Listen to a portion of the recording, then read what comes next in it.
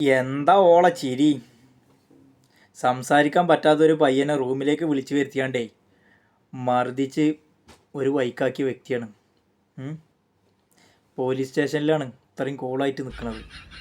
എന്താ സംഭവം എന്നല്ല നിങ്ങൾ ആലോചിക്കണത്? ഇത് ഷെഫ്ന, കൂട്ടത്തിൽ വേറൊരു നാലനുംപാടി ഉണ്ട്. ഷെഫ്നയും അവളുടെ ആൺ സുഹൃത്തും കൂടെ അമൽദേവ് എന്ന സംസാരിക്കാൻ വയ്യാത്ത പയ്യനെ കുടുക്കിയതാണ്. അമൽദേവ് സഫ്നയുമായി അത്യാവശ്യം ചാറ്റും കാര്യങ്ങളൊക്കെ ഉണ്ട്.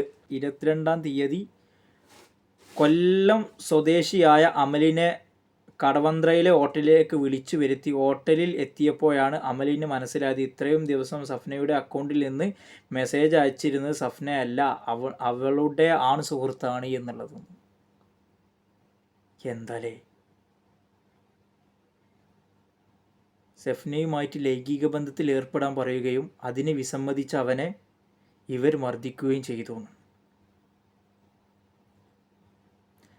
ഇന്നത്തോടെ പോലീസുകാരൊക്കെ പാടെ സഫ്നനും കൂട്ടത്തിലുള്ള എല്ലാത്തിനും പാടി പൊക്കിയിട്ട് കൊണ്ടുപോയിട്ടുണ്ട്. പക്ഷെ പൊക്കിയത് അതൊന്നല്ല വിറ്റ്. ഇവിടെ സ്റ്റേഷനിൽ നിൽക്കുന്ന ഒരു നിർത്തമുണ്ട്.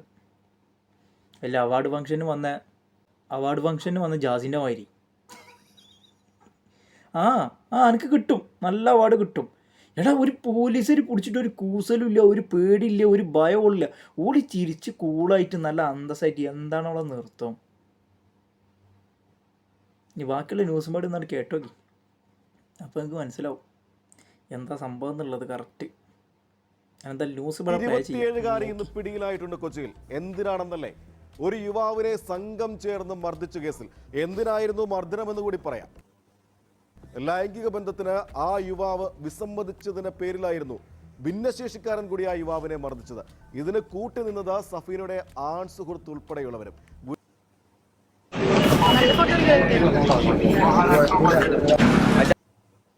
ഭിന്നശേഷിക്കാരനെ ഹണി ട്രാപ്പിൽ കുടുക്കാൻ ശ്രമം. ഹോട്ടൽ റൂമിലേക്ക് വിളിച്ചു വരുത്തി മർദ്ദിച്ച് അവശനാക്കി.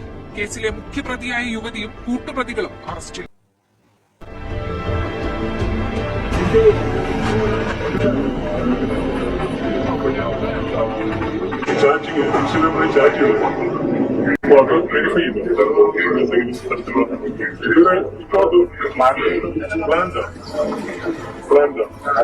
സ്റ്റേഷനിൽ നിൽക്കുന്ന ഒരു രംഗുണ്ടാവും, പാടി കാണിച്ചു തരാം.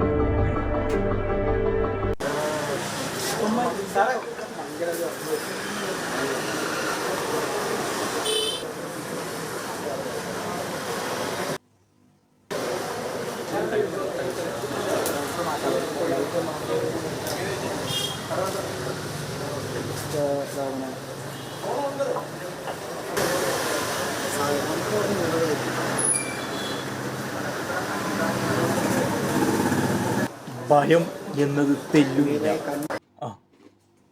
അവൾക്കറിയാം 2 ദിവസം കഴിഞ്ഞ് ഞാൻ പുറത്തിറങ്ങുന്നുള്ള. അത്രേ ഉള്ളൂ. എന്തായാലും കേരളം എന്നുള്ളത് ദൈവത്തിൻ്റെ നാട് എന്ന് പറയണ്ടല്ലോ, അതൊന്നും മാറ്റല്ലേ.